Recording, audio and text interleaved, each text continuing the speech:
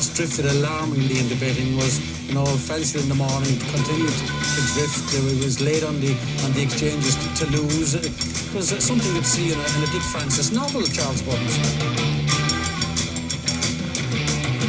The ground is soft. It's not. It's heavy.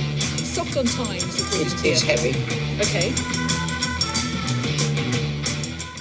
Hello and a big warm welcome. Happy New Year. Yes, it's the Barsteward's Hootenanny show. And what a show we've got for you this week. It's the Barsteward of the Year Award 2023. Announcements on this show as we see the polls coming to a close. And not just that, we've got all the racing subjects and topics and your questions. And we'll be analysing the action at Christmas over the festive period. And joining me as always are my two cohorts, which are John Ling and Chris. Good evening. Good evening. Hello, everyone. Yeah, this is it. This is the Jules Holland of racing podcast. Got to be better than that shit, isn't it? Christ. We've got Cleo Lane and John Dankworth on there. I like a bit of Johnny and Cleo. That's good. Yeah, I don't mind. I'll tell you what, better Hootenannies I watched back in the day. I don't know if Andy Stewart. You like him, don't you? I like C6 Steve. Oh yeah. The guy that plays all the instruments and sings. He actually does everything. He's got about 47 instruments strapped to him. Walks around like got one man band. You can see them on the London Underground. Yeah. Good old C6 Steve. I liked it. That was that Yugoslavian president that was in hospital for ages, wasn't it? He had about 47 instruments. Yes, very good. Good one, John. Right, yeah. On to the show. And first of all, we will look back at the racing that took place over Christmas, because there was one or two talking points that I'd like to go through with what we've seen and pointers for future races in the national hunt sphere. So, John, we'll rewind back to Boxing Day. And I know you don't want to, but Yeah. John's done that. He's ready to move forward. But yeah, so we come back to Boxing Day, and obviously the fucking guineas, right? It's the city of Troy. No, speaking of which, we'll come on to that in a minute, but there's a listener that has done a little multi-bet on the results of what's happened this week with City of Troy. I'll come on to that in a bit. Right, let's discuss the Couto Star and King George. Now, Il Francais, John, did it blow you away? I think it's fair to say it did, yes. 4 seconds faster than the King George, and did it quite easy, really. I don't think he had to give it a belt. And what a good jockey, by the way, James Raveley. He is. He's a loss to these Sceptred Isles. I genuinely wish he rode here. Yeah, that was a good ride. People say most jockeys would have sat and won on that, but I think he got the horse out and away and into a fantastic rhythm early. Only one blemish throughout the contest. What I like about him, he'll let the horse, sort of confidence to the horse, and the horse steadies itself and gets over. I think probably in riding in France, John might have done him well, because they have a lot of different fences. If you ride around BOTY, you've got there's lots of different styles of fences there. I just think he's better now than when he was last over here, in my view. I just think there's like a well-skilled international jockey. If I was in a position like J.P. McMahon, it'd be a no-brainer. I'd have him over anybody, to be honest. Yeah, well, who knows? Obviously now he's riding some big connections. Obviously the owner of Il Francais, certainly no bank number in terms of cash. So yeah, I mean, the plan is that they're going to go for the French Gold Cup and then back for the King George next year, of which there was a quote a couple of days ago. I'm not sure if it's still there because I haven't looked, and it's no good to me anyway, but 7-2 with William Hills for next year's King George. I thought for anyone that's got an Hills account, if that's still there, that one's flapping. You're betting on a clean bill of health, aren't you, really? It's a clean bill of health because... For the punter as much as the horse, I think. As long as we live that long, we'll be all right. We might be dead. Yeah, we might, I'm going to say we might be dead by then. Yeah, quite. Alcoholic poison here. Despair. Killed by despair. Absolutely. So, yeah, Il Francais for you younger generation then. Yeah. Take the 7-2 for the King George with Hills, because that's going to be odds on the day. It doesn't matter what lines up against it. And you're not going to get a Galloping Deschamps turning up there anyway. So that'll not be on Willie's. He might go all Tremor on New Year's Day with that as time goes on. Who knows? Ile Francais, next year's King George, a total shoe-in. I know, like, you're comparing different races, and sometimes times aren't everything, John. But I would certainly say that Ile Francais would have won the King George had he been in it. I was struggling to the toe times had come through. I was struggling to see how that King George trail could have completed that any faster. Yeah. Because they'd gone fast enough early on to have them all buggered at the finish. Yep. So I don't know why they'd find 4 seconds. No, I don't. And when people say, oh, you can't compare time, in this instance, I think you can, because if you look at the individual timings throughout the race, none of them in King George could have lived with him. And if they'd have tried to go with him, they'd have been even more fucked. So, to me, that was a King George winner this year, which is remarkable at his age of 5. So, hopefully... 6 next year. Yeah. You'll never forget that, will you? No. So, just then on horses behind, because we've forgot about the Hermes Allen and the third horse, Kilbeg King. I can't wait to see what the handicapper gives Kilbeg King, because I thought that ran an absolute belter. Well, he did. You'd think Tony Blurjob would get him out quick somewhere. At least get him hunted somewhere sharpish.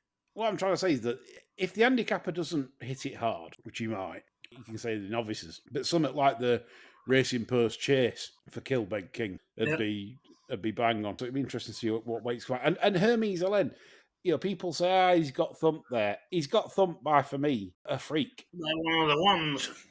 Yeah, Counter Stan. I don't think running that to 10 lengths is a bad defeat. And certainly I think Hermes Allen is the real deal as well. Even Pumpkin, after the race, were going on about, well, the jockey come back and said he couldn't keep up with it. Yeah, he was impressed, wasn't he? Yeah, he couldn't keep up with it. He was out of his comfort zone. That's what Pumpkin's ex-girlfriend has said. I will come on to that, yes. We've got a lovely little section on Pumpkin this evening. Good. Yeah, we love the Pumpkin. We do. So that covers off King George Day at Kempton there, more or less. And I'd like to talk about the Welsh National, John, because this was the day after, of course, the 27th. And you found the spectacle a bit grim. Well, he's fucking Welsh after all. What do you expect? What do you think to ITV not respecting the national anthem, John? Good. You fucking traitor. We'll have you up against the wall. I can't be doing with the taps, our national anthem. This, if you didn't see it, the producer was not happy with this, by the way. She says this was out of order. Luke Harvey was tittle-tattling away with all the trainers and while singing the national anthem. Didn't you think even the singer looked as though she couldn't be asked, though? She never even took the coat off, did she? No, it was freezing, a bit lackluster, wasn't it? Very lackluster, I thought. I think if you're going to raise up your voice to the heavens and what have you, I think you can take your coat and that off. I know why you want us to take a coat off. Anyway. She'll float away if she took her fucking coat off, I'm sure. So anyway, coming to the Welsh National, John, you even said to me privately, you said that was brutal. Well, it was. I mean, it was a horrible sight for me. I mean, elite sport, that was. Don't get it. I mean, never mind the Grand National rain ammunition for Petter and them other fucking idiots in pink t-shirts. Just give them a film of that and Jesus Christ, they'll be all over it. Mm. I mean, that's not a good way to treat horses. I don't care what anybody says. I mean, hasn't Pumpkin lost complete unknown? Yeah, I was a bit mystified at that because he's completed, hasn't he? And I mean, what's happened there? Has he gone wrong on the line or what? Don't know. But, I mean, certainly the same day I questioned the ride that Sam Twiston Davis gave to Good Risk at all. I know he was favourite, but I've seen few horses that jump a fence like that with a technique like that, like bunny hopping nearly every fence. Yeah. And you could definitely make a decision, I think, probably well before the end of the back straight to say, we're wasting our time. And I was shocked to see that he jumped every fence and completed. I just didn't see the... You see, when it's like this as well, with these new whip rolls, you can't get a few smacks in them to keep them motivated. No, today we seen that today, didn't we? At Ada. Well, there's that thing I tipped in the 3.5 miler. Yeah. Now that was gagging for a fucking stalking up going past the winning post for the last, like the penultimate time. Wanted 5 or 6 round the arse to get him going and liven him up. Can't do it because you got nothing left for the. As you succinctly put on Friday's show, it needed Babe Ruth with the bat. Yeah. There's some of them like that. Honest to God, I mean, in these conditions, with these roles, it's a waste of time keeping them, I'm afraid, because you're not going to win out with them. I think that's it. I think what we've seen from the BHA is essentially a game changer. What I find bizarre is it's like 6 smacks for a 5 furlong sprint, and it's 8 smacks for a 3 mile, 4 furlong chase. It don't make any sense. No, none of it makes any sense because the pro cush doesn't hurt, and it's not a welfare issue. So why? The BHA, with Nick Russ when he was. They're going to bring a book out, 1001 Ways to Paint Yourself into a Corner. For dummies. Yeah, yellow book. Yeah. Yeah, the Ladybird book of idiot administration. So obviously, you're probably going to have to look at different ways of selecting your winners in staying races now, because you definitely need to jump and travel. Got to travel. The lazy ones now. And you might get away with it once where the lazy one does respond, but then they'll work out and they'll go, well, he's not going to hit me. So, If you're backing plenty of non-travellers, you want a good recipe boat with plenty of ideas for squirrel. Yes. Very true. Because that's where you're going. Very good, John. That's the state of affairs with the Welsh National. Just to point something out about the winner, Nassalam. John, I mean... fuck all else. Well, I agree with you, but interesting that the last 5 horses to carry 11-6 or more in the Welsh Nash were Elegant Escape, Native River, Synchronised, Master Oates, and Carville's Hill. 3 Gold Cup winners and 1 more that should have won the Gold Cup, which was obviously Carville's Hill. That's some stat. Do you know, I mean, there'll be some people that'll, if they enter Naslam in the Gold Cup, there'll be some people that'll probably back it off the back of that. But I agree. I just think he's quite good round there. I don't think he's as good round Cheltenham either, do you? No, definitely not. So, of course, he's favourite for the Ultima, I think, as I speak. But to me... I couldn't win the Ultima last year off a better mark, could he? So... No, exactly. I agree with you. I don't think he's as good as those types that I've just mentioned that have defied that weight-carrying stat in the Welsh National. Moving on, a couple of novices now. In fact, we'll talk about 3 novices that brought a lot of interest over the festive period. The first one was, John, we think this could be already the Arkle winner in Marine National. Yeah, I mean, I thought he didn't put a foot wrong. And given his novice hurdle form, he's going to be really hard to beat, isn't he? Yeah, priced up accordingly at around even money, which I would say is about right. Yeah, you don't have to go betting him, do you?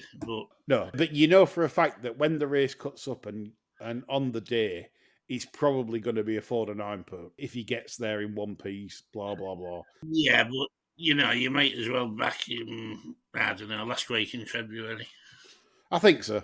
I think as long as even money's there, sort of, I don't know, after Dublin Racing Festival, might not be, you might have to do it before Dublin Racing Festival, but he's going to take the world a beating. And that's the bet that a good listener of the show, Macadore, he's done a double Marine National and City of Troy for the Guineas, and he got 3 to 1. Probably quite fair. Yeah, you'd reckon so, wouldn't you? I like bets like that. It just adds that bit of value. I think you've 2 scenarios really that really should play out, barring very bad luck. So, yeah, I like that, Macadore. If you'd have been shrewd, though, you could have stuck Ile Francais in at 7 to 2. After time and now. Yeah, for next year's King George. What did you tell us this last week? I'm on about the 2024 King George. I'm saying... I know, you should have said, I fancy this so much on Boxing Day. Go and take the anti-post price. You probably got 16s then. Yeah, I was saying you'd have got 60. Yeah.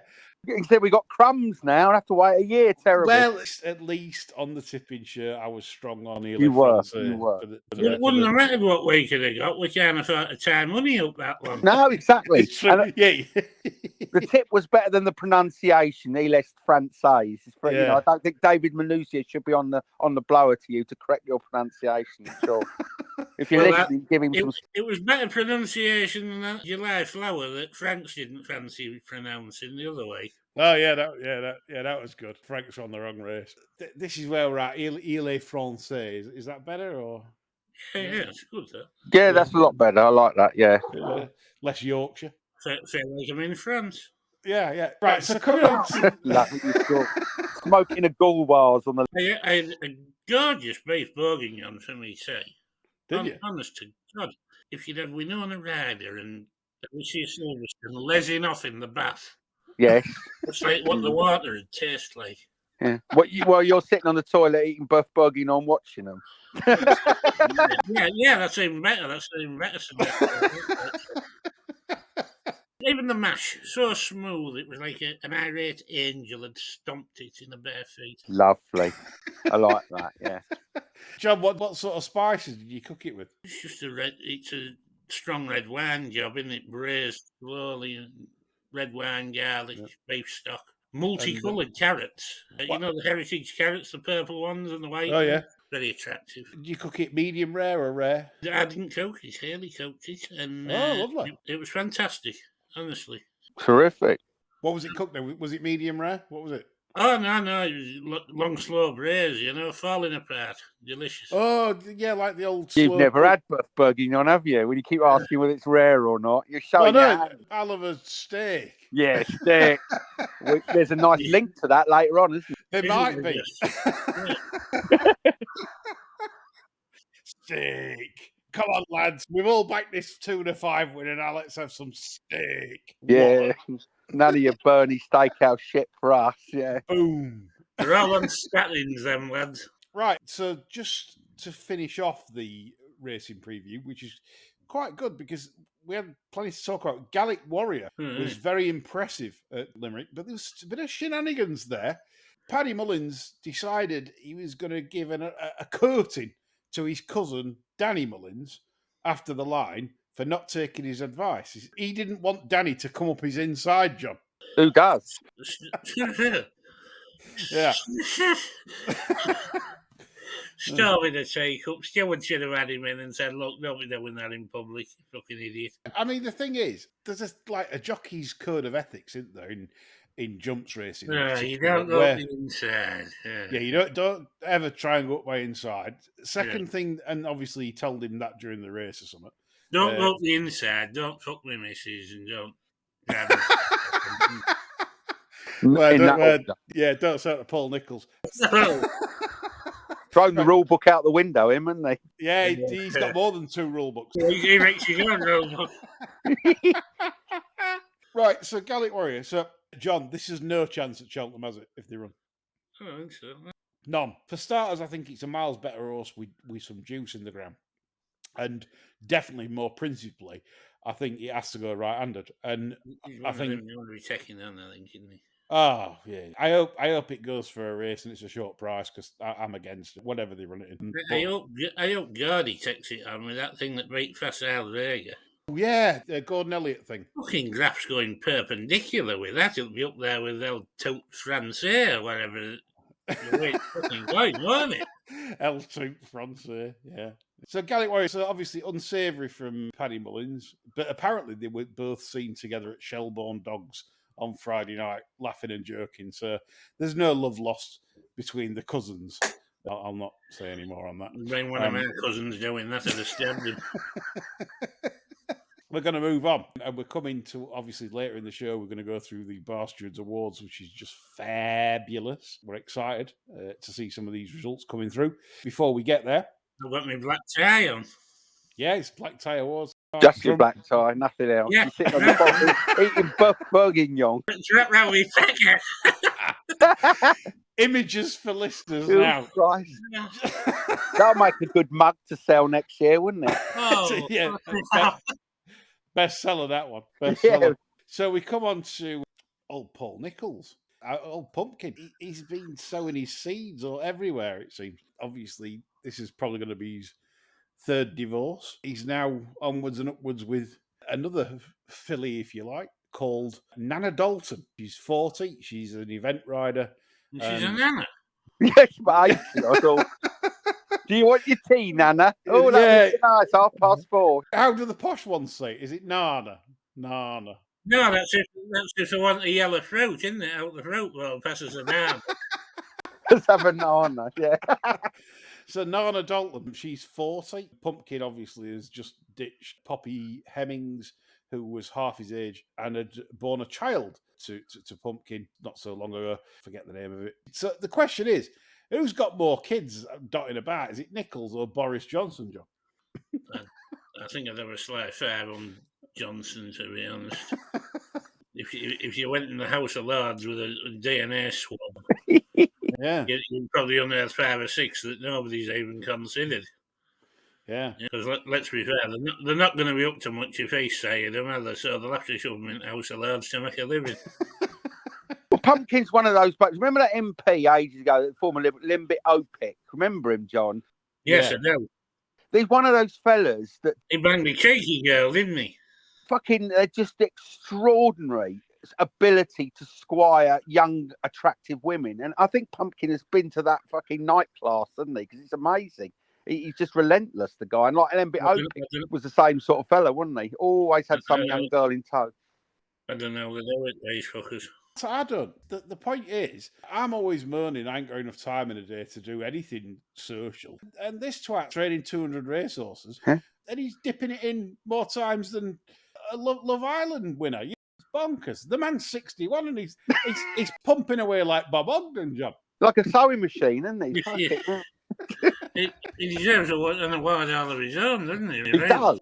I'm going to say, if you listen to this, you tell me just jealous. I mean, 61 and he's blasting it up everyone. If I get to 61, there's no way on God's green earth I'll be able to do sex. No, not a chance. No.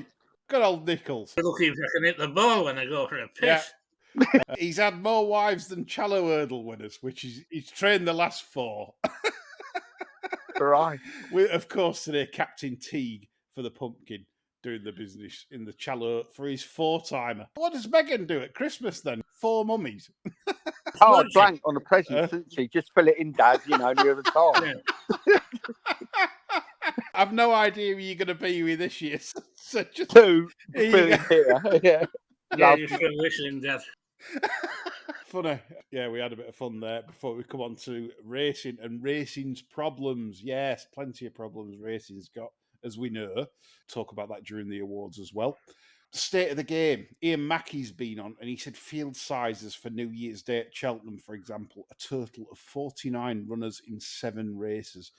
But the BHA will still cop a deafen by still pressing on with the ludicrous idea of stopping trainers having more than 4 or 5 horses in a race. And of course, Ian, you've left one thing out, the glorious word that the sport is run by Big Corp, and of course, premierisation. So, I mean, the state of the game, chaps, compared to Ireland, I think something like 270 runners over their 3 meetings, and we had 350 over our 8. Jump racing is finished, and some listeners have given us credit for this. You, John, have especially predicted this 18 months ago. This needs radical surgery now. Irrespective of they brought the fixture list out for next year and all this bollocks, any fool can see where this is heading. I mean, that 3-mile 1 furlong chase on New Year's Day, that used to attract trails. It was a national trail, for God's sake. Yep. I mean, now... Jadami won it. Shocking, the decline. But you've got to rationalise and you've got to cut some of this out, because the stuff just below this level is just diluting that level. Bottom weight there's 11.2. Why isn't the full extent of the weight range being employed there so people with low rated horses can run for, well, I mean, what is a decent prize at the end of the day? 26 grand to the winner. If you've got something rated, I don't know, 123, why shouldn't you be able to run in that? John, if I couldn't get rid of Big Corp, and there's no way I can get them off the fingers in the pie, so to speak, right? And if I was employed as NWH, and there's no way I can do it, no matter what I do, I would make all the novice chasers limited handicaps. Yeah. These Saturday races, like they used to be, the Victor Chandler used to be a limited handicap. Nothing wrong with Desert Orchid giving 2 stone to Panto Prince, things like that. No. You could create really imaginative races and fields. Can Altior give 2 stone to, say, an up and coming handicap chaser? It's puzzles that punters like to solve. It creates imaginative races rather than Endo turning up at 7s on and he doesn't know if he's running 48 hours or 24 hours before and he's just been his usual knobhead self. This is it. This would stop all this because then they've got no option. Everything they've got to give weight to. And I think that just makes racing more interesting for everyone involved. They always say you can give away weight, you can't give away ground. And that's so true. Weight is a barometer which measures a horse's ability. And back in the day, John, they weren't so bothered about getting beat. What's this thing about getting beat now? Who cares? I don't get it because more of them get beat than win. Yeah. There's not that many unbeaten records over the sticks. No. I don't know. They're keeping horses for the sake of keeping horses. I think Popeye's the biggest culprit. I'm not saying he's a brilliant trainer because I think he is, right? I've never known anybody who found so many laps of honour for their horses. Yeah, we go from Prince Sacra. Big Z fucking races out, doesn't he? I mean, let's be fair. Yeah. He loves turning up at 5s on and 2 to 9. He don't want to. He don't want to turn up at 6 to 4, giving 2 stone to a promising novice handicap chaser that Evan Williams has been cheating with. I mean, if I had one team doing that, and no question, I'd be as big a shithouse as him. As what Chris says, that's top level sport because then the public is engaged. The racing public's engaged. It's like Constitution Hill.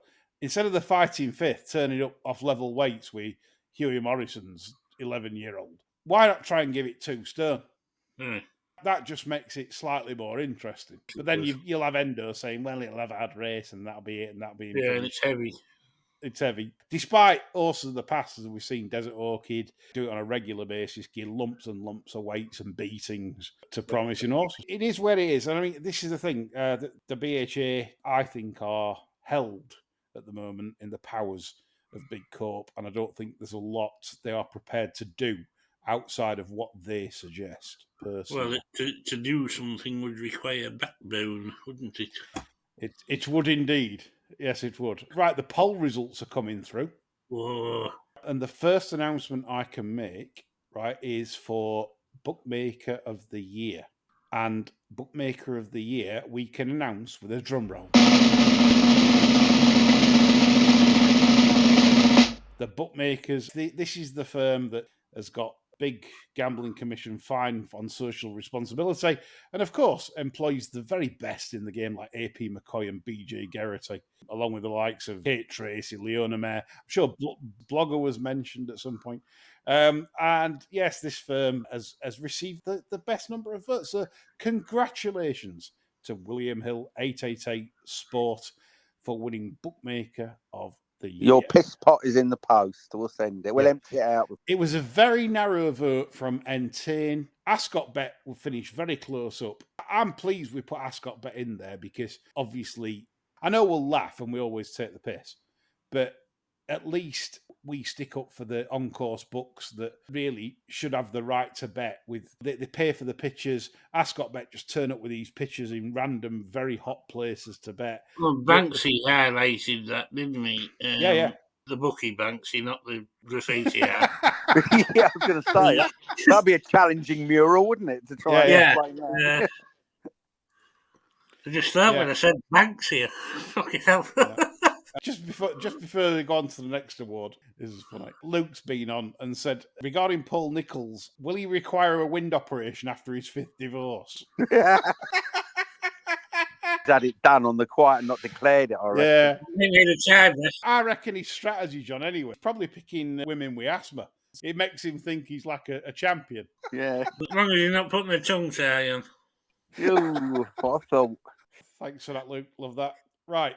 Okay, so you've seen the Bookmaker of 2023 is Hills. Rest in peace, John Brown. I don't know if he's dead, but John Brown. Resting in peace, I would hope he is.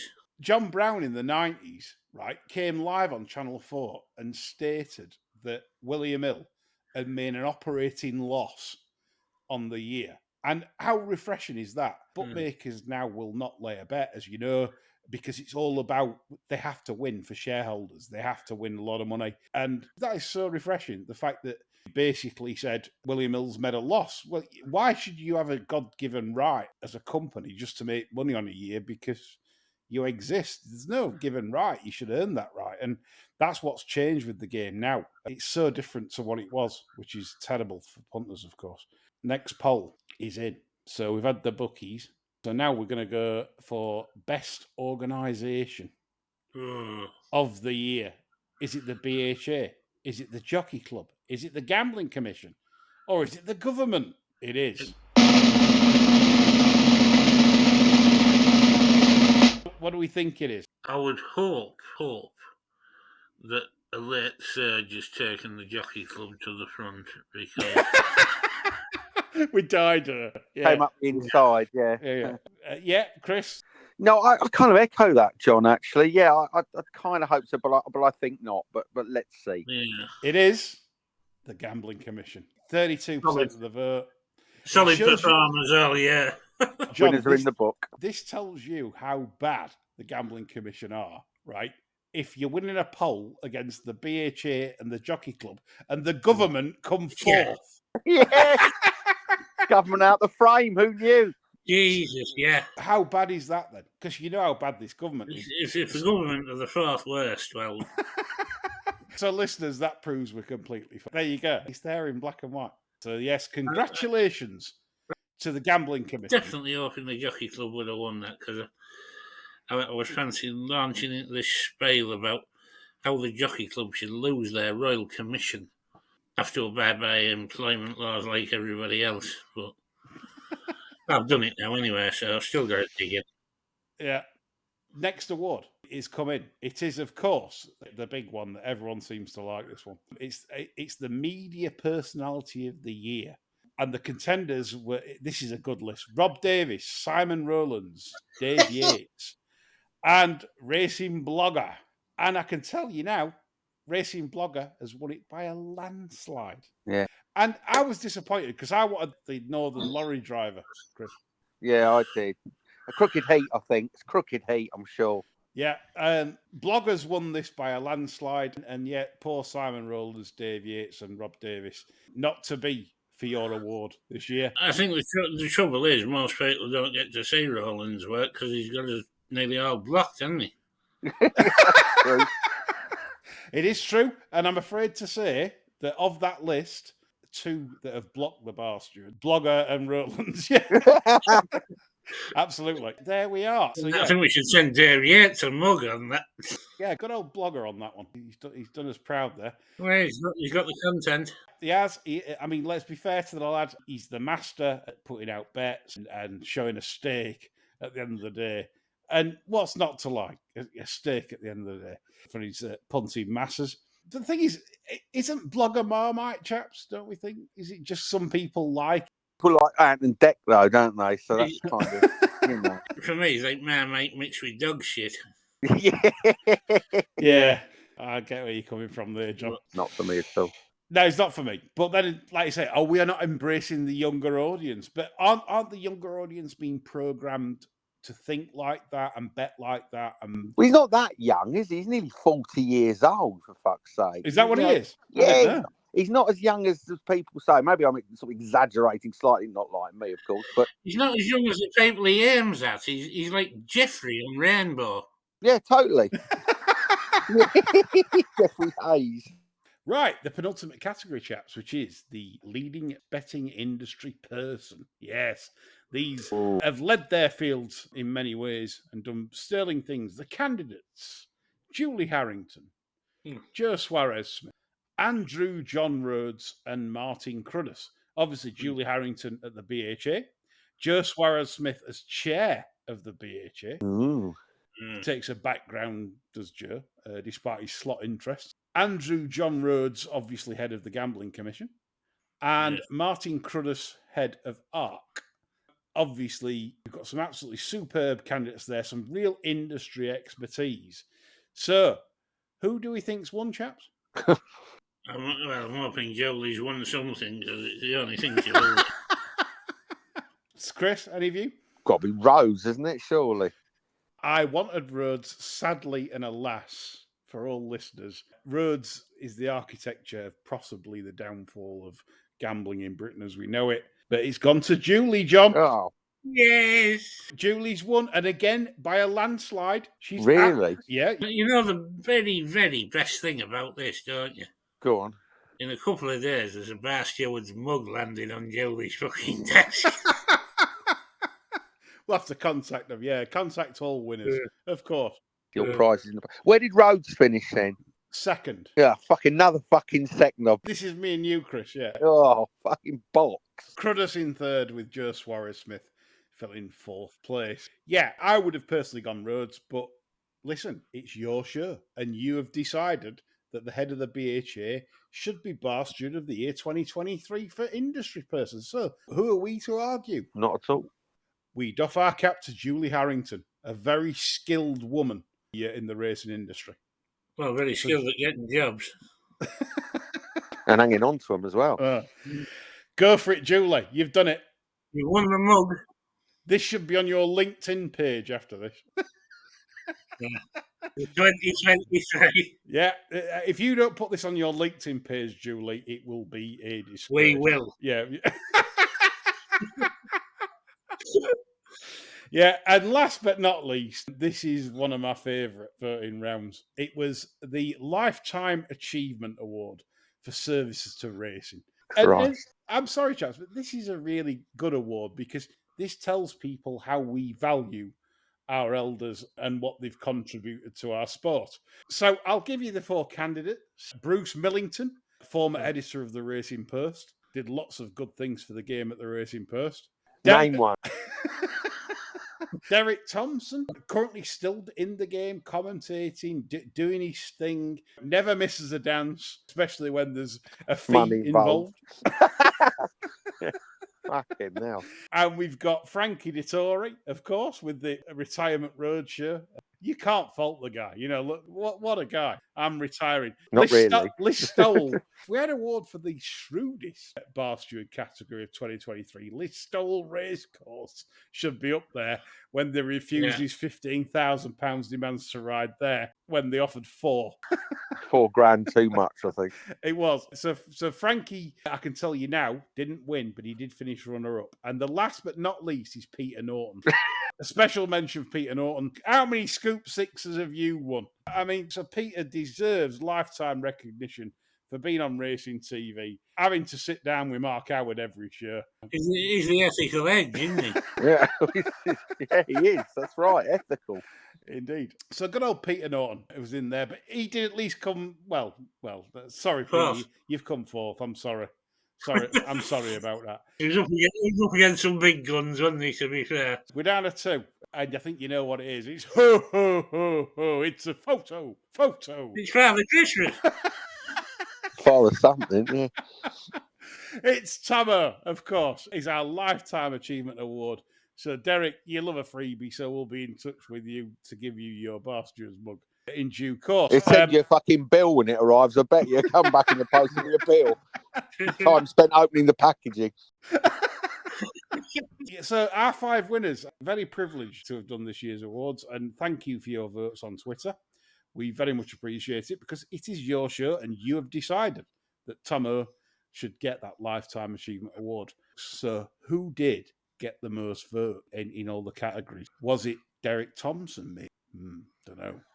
Was it Gambling Commission? Could be. Remember Hong Kong Fooey?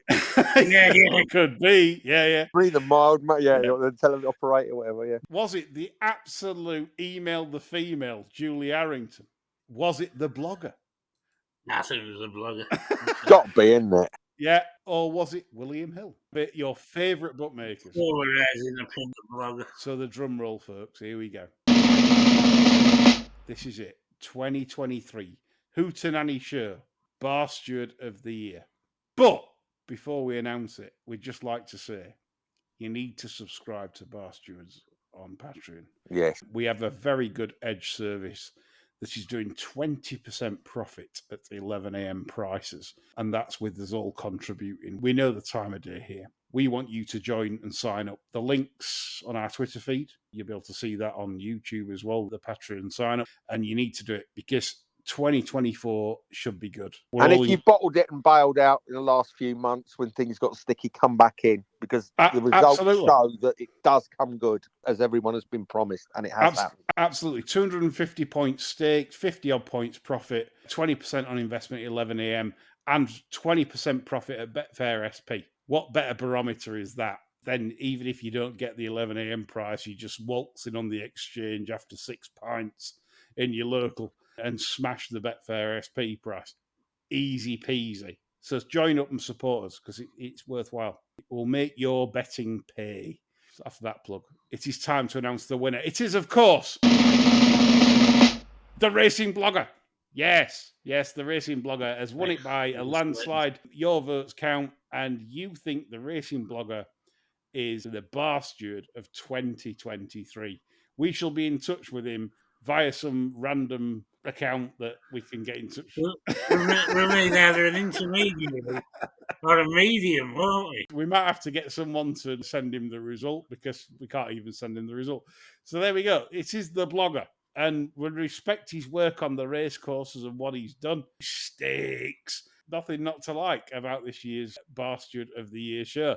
So we will contact all winners in due course. Hopefully Julie at the BHA will be drinking her lattes out of the Barsteward.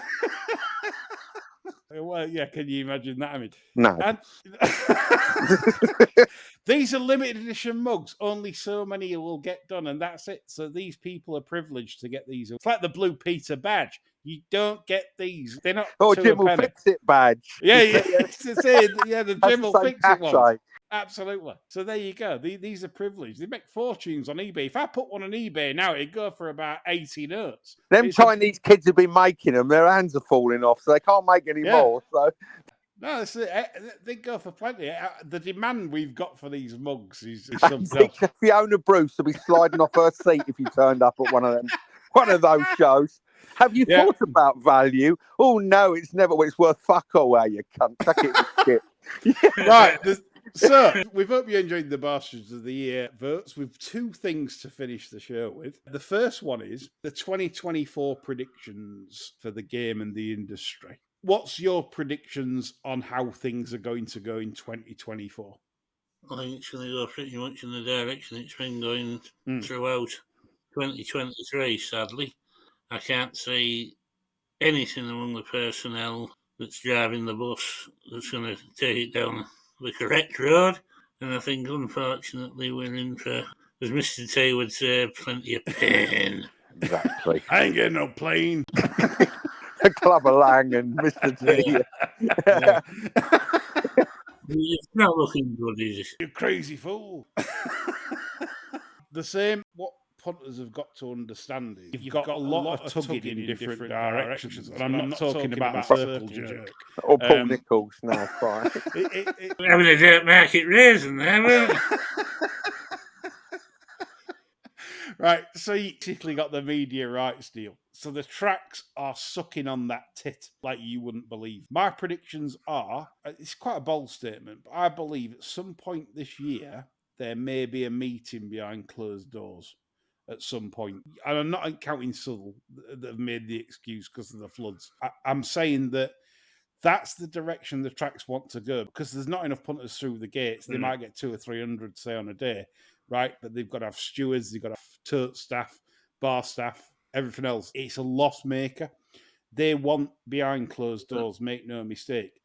And behind that becomes Big Cope, who also want racing to be run like greyhound racing, which is what we're going to see on the 20th of January at Lingfield, the 10-10 start and the start of premierisation, where you're going to get wall-to-wall racing eventually, I believe, from 10 a.m. till 8:30 or 9 p.m. at night.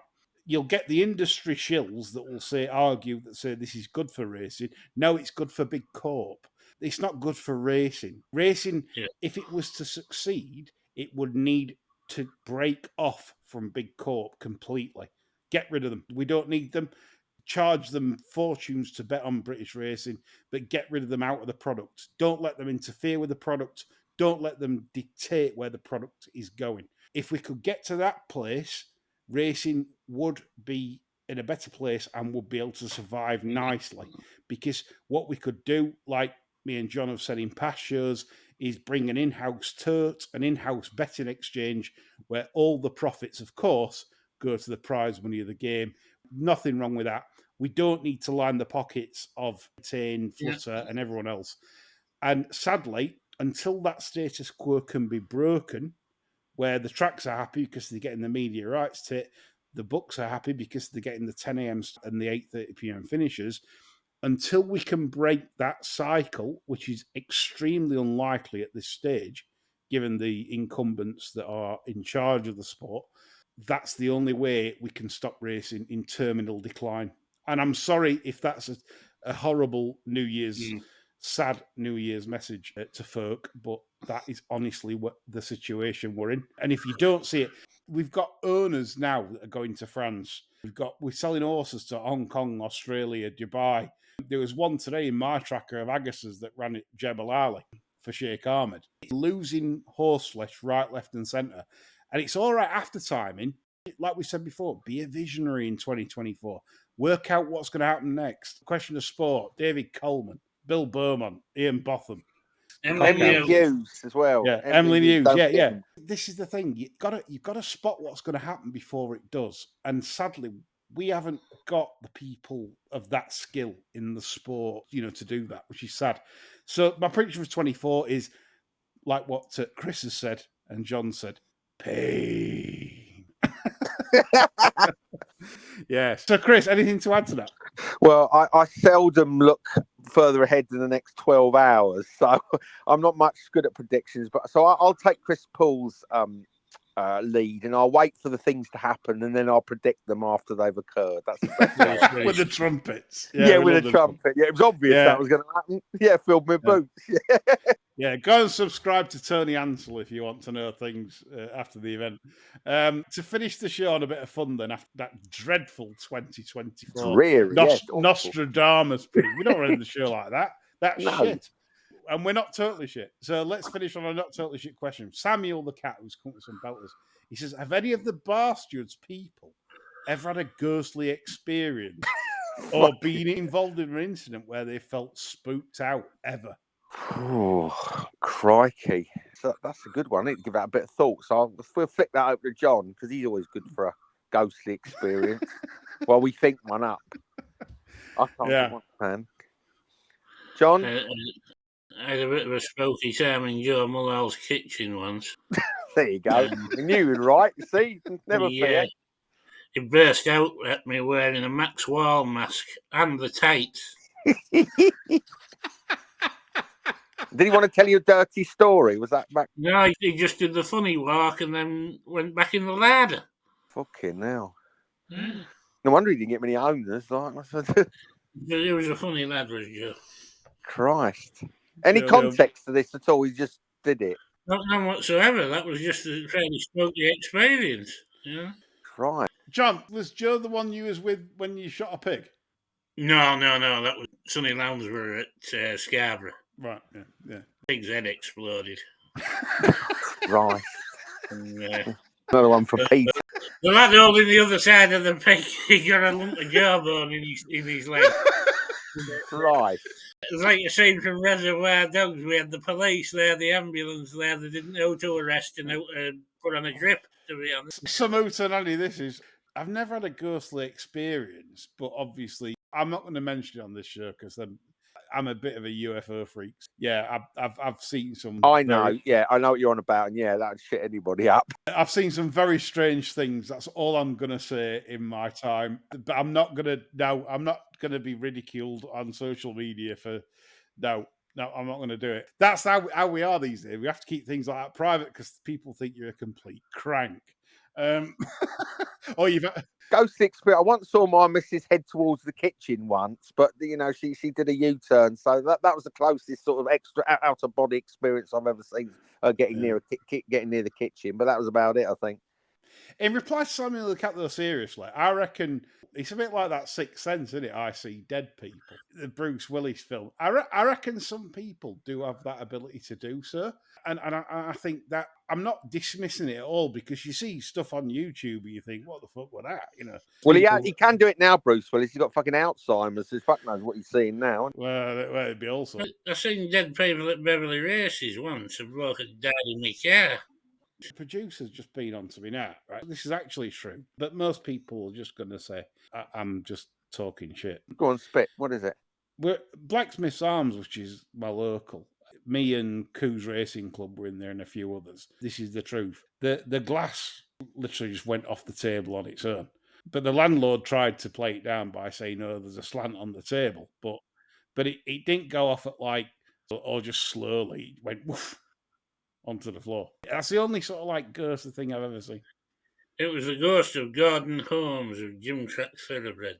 Jim Crack Thoroughbreds, yes. Yes. I don't even know if he's dead. Yeah. Gosh. Yeah. Anyway, so that's a tremendous question to finish off a spiritual question. So listen, wishing all listeners a very prosperous 2024. Don't forget to join the Barstewards Patreon. And also, if you don't, we don't mind also, but please be lucky and please keep listening and tuning to the shows, because without it, we wouldn't be doing it. And we very much enjoy your comments and on Twitter and social media. So thank you for 2023. And let's hope we all have a fantastic 2024. That's all from me, John and Chris. Bye for now.